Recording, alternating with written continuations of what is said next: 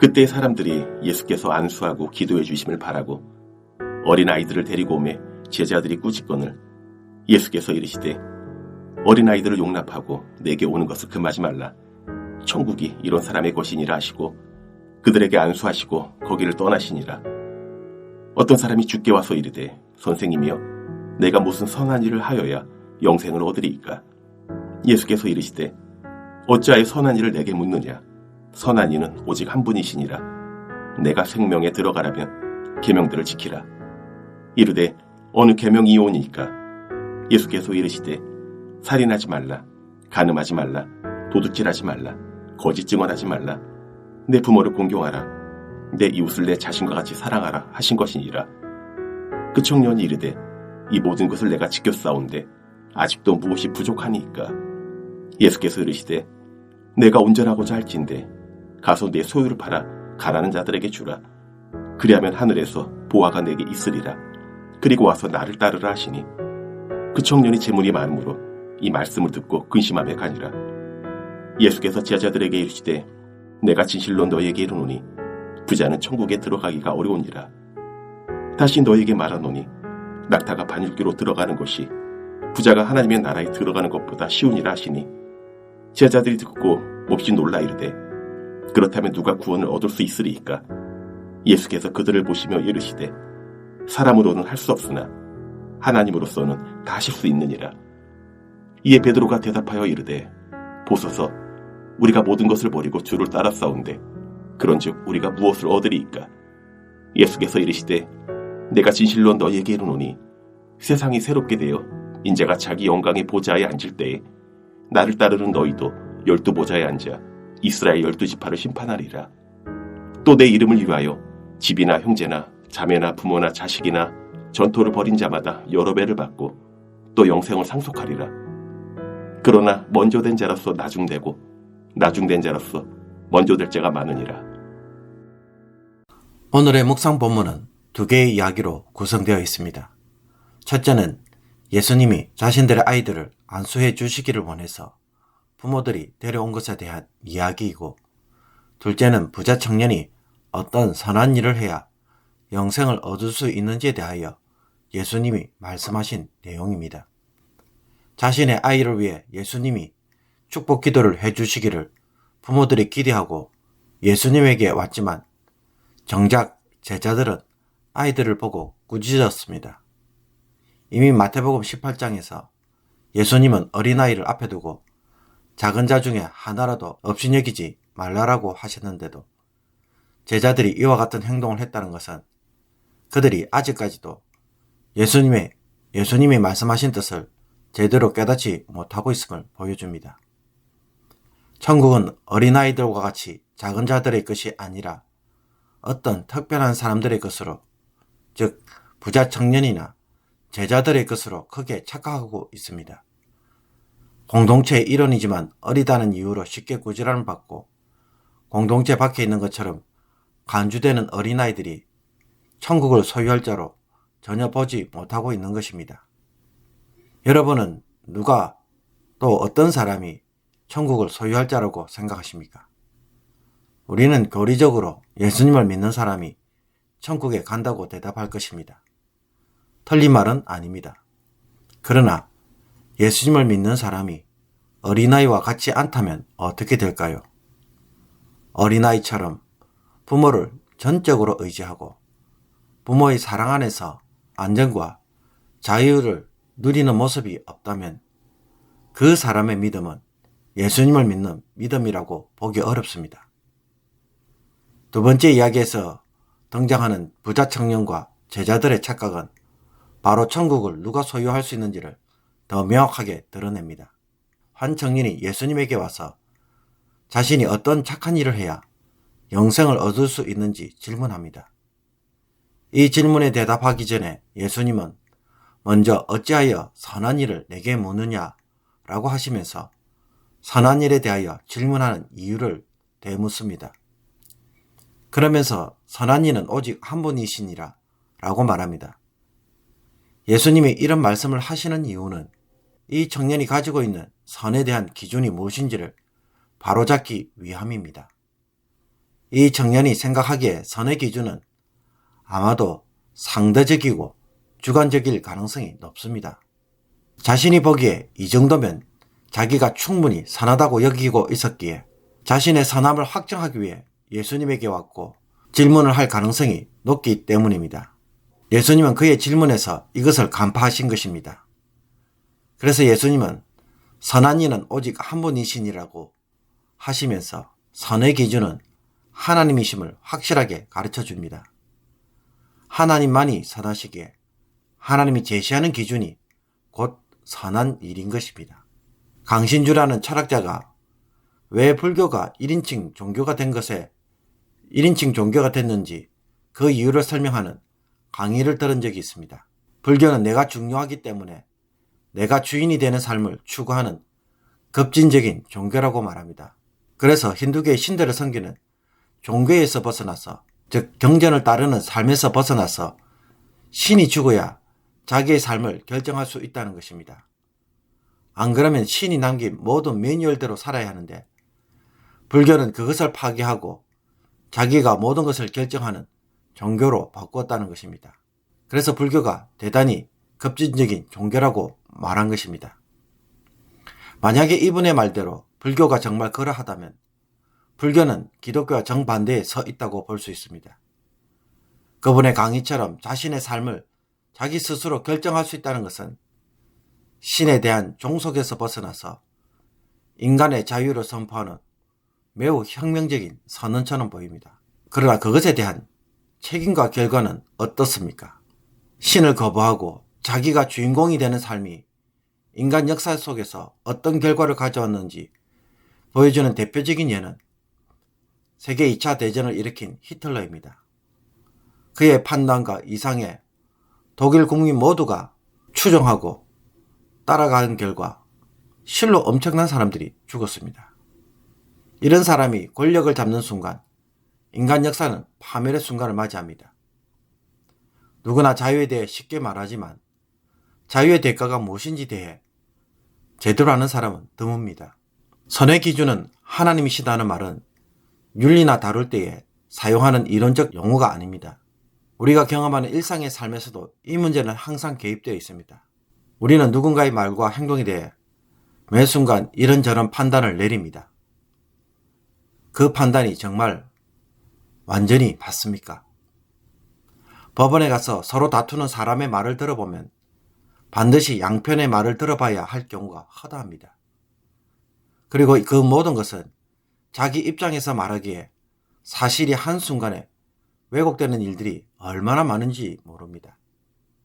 심지어 우리가 그 현장에 있었다고 해도 누가 판단을 해달라고 부탁하면 여러분은 무엇이 옳고 그른지 쉽게 판단하실 수 있습니까? 참 어렵습니다. 이런 우리가 선한 것을 결정하고 제대로 살아갈 수 있습니까? 사랑하는 성도 여러분, 무엇이 선한 삶인지 내가 스스로 결정할 권리를 가진다면 어떤 결과가 나올까요? 지금 내가 살아가는 삶이 바로 그 결과입니다. 기독교인들이 너무 쉽게 실족하고 신앙과 타협하는 경우도 바로 선의 기준을 하나님에게서 사람으로 가져올 때입니다. 내가 보기에 좋다고 여기는 순간 나도 하고 싶고 나도 누리고 싶고 나도 하면 행복할 것이라는 생각에 따라가면 나도 모르게 어느 순간 죄를 짓고 있는 것을 보게 됩니다. 예수님은 이 청년에게 선한 삶이 무엇인지 대해 십계명의 말씀으로 제시하고 이것에 따라 살라라고 말씀합니다. 그리고 여기에 한 가지 더하여 이웃을 사랑하라는 계명을 첨가합니다. 하나님이 살라고 하는 삶이 하나님이 원하시는 선한 삶이고 이것이 바로 율법입니다. 우리가 하나님의 말씀인 성경에 집착하는 이유도 바로 여기에 있습니다. 하나님이 제시한 선한 삶이 여기에 기록되었기 때문입니다. 이 말씀이 무슨 뜻인지 잘 알고 따르는 것이 이 세상에서 제일 잘하는 일이고 가장 보람되고 최고의 삶을 사는 길입니다. 우리가 얼마나 사람들을 보기에 대단한 일을 하였는지가 중요한 것이 아닙니다. 하나님이 원하시는 선한 삶을 살았는가 아닌가 여기에 따라 판단됩니다. 그러므로 하나님의 말씀대로 사는 것에서 선을 찾을 수 있기를 원합니다. 그런데 이 청년은 이 말씀을 듣자마자 어릴 때부터 예수님이 하신 6가지 뿐만 아니라 다른 것도 다 지켜 행했다고 말합니다. 그리고는 아직도 무엇이 부족하니까 라는 말을 하면서 율법에 대한 강한 자신감을 드러냅니다. 어쩌면 이 청년은 예수님으로부터 영생을 받을 만한 자라는 칭찬을 받고 싶어서 주님에게 온지도 모릅니다. 청년의 말에 예수님은 정말 온전하고자 한다면 내 소유를 팔아 가난한 자들에게 주라. 그리하면 하늘에서 보화가 내게 있으리라. 그리고 와서 나를 따르라고 말씀합니다. 그러나 이 청년은 예수님의 말씀을 따르지 못합니다. 왜냐하면 그는 근심하며 돌아갔기 때문입니다. 재물을 포기할 수 없었던 것입니다. 그가 가진 재물은 하나님이 주신 복으로서의 부유입니다. 그것은 하나님의 것이고 그는 청지기에 불과합니다. 그런데도 그는 예수님을 절대적으로 선택할 만큼 부를 상대화할 수가 없었습니다. 영생을 추구하면서도 재물에 대한 욕심에 그가 기대어 살고 있음이 명확했습니다. 이 모습의 예수님은 부자는 천국에 들어가기가 어려우니라고 말씀합니다. 부자 청년은 자신의 부를 통해 하나님의 복을 받았고 십계명 말씀도 잘 지켰기에 자신은 영생, 곧 천국에 들어갈 자라고 확신했습니다. 그러나 예수님과 대화하는 과정에서 그것은 그의 착각에 불과했습니다. 하나님을 따라가는 자가 아니라 실제로는 돈에 매여 따라 사는 부자였던 것입니다. 어린아이는 자신의 존재를 부모에게 맡기고 그 속에서 삽니다. 더 많이 가지는 것에 안전을 느끼는 것이 아니라 부모의 보호 아래 있다는 것에서 안전을 느낍니다. 그러니 돈에 의지하는 인생에게는 천국을 주어도 천국을 누리지 못하는 것입니다. 부자 청년과의 대화를 다 들은 제자들도 착각하고 있었습니다. 자신들은 모든 것을 버려두고 따라왔기에 천국을 소유할 자격이 있다고 여겼습니다. 그러나 그들은 버린 것이 아니라 투자를 했을 뿐입니다. 투자를 했다고 못 얻으면 어떻게 됩니까? 예수님이 죽으시자 원래 살던 곳으로, 원래 살던 직업으로 돌아갔던 그들입니다. 그들 역시 언제라도 부자 청년처럼 나중될 수 있는 자들이었습니다. 그래서 예수님은 먼저 되었다고 착각하지 말라라고 말합니다. 그러므로 첫 질문으로 돌아와서 누가 천국을 소유할 수 있다고 생각하십니까?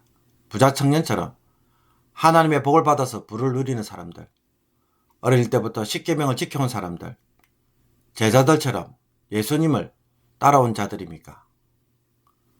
오늘 본문에서 제일 자신 있게 말할 수 있는 사람은 어린아이와 같은 사람입니다. 하나님을 전적으로 의지하고 하나님 안에서 안전과 자유를 찾는 사람만이 천국을 소유합니다. 하나님을 소유한 것에서 모든 평안을 느끼는 사람, 하나님만으로 충분한 사람이 어린아이 신앙입니다. 내가 생각하는 선의 기준으로 나는 맞겠지 하고 생각하고 주님께 왔다가 나는 아니어서라고 부자 청년이 돌아갔습니다. 그러므로 이 정도면 나는 하나님 앞에서 제대로 선하게 살고 있다고 착각하지 않기를 바랍니다. 하나님의 말씀대로 사는 것에서 선을 찾아야 합니다. 하나님만으로 만족하기에 세상에서 모든 것을 잃어버려도 끄떡없는 마음이 정말 나에게 있는지 스스로 대답할 수 있어야 합니다. 하늘이 무너져도 아버지의 손을 잡고 있어서 아버지를 바라보는 어린아이 눈빛이 저와 여러분의 눈빛이 되어야 할 것입니다. 그러면 오늘 하루도 그 어떤 일이 닥친다 할지라도 하나님 안에서 평안을 누리고 천국을 살아가는 성도의 삶이 될 것입니다. 기도드리겠습니다. 하나님 아버지, 내가 삶의 기준이 되고 생각과 감정의 기준이 될 때 그 선한 삶은 우리의 착각일 뿐이라는 것을 말씀을 통해 깨닫게 하여 주옵소서. 이 깨달음을 통해 이제는 하나님의 말씀대로 사는 것에서 유일한 소망을 가지게 하시고 어린아이처럼 기쁨을 누리는 순전한 영혼이 되게 하여 주옵소서. 이 세상에서 어떻게 살아가고 무슨 일을 만나도 흔들리지 말게 하시며 걸어가야 할 길이 사람들의 말과 보이는 모습에 있지 않음을 오늘도 마음에 새기고 주만 바라보고 기도하는 성도가 되게 하여 주옵소서. 부자 청년처럼 우리 안에 숨겨진 탐욕이 율법에 대한 순종으로 포장되지 않게 하시며 모든 것을 버려두고 언제라도 따를 수 있는 자가 되게 하여 주옵소서.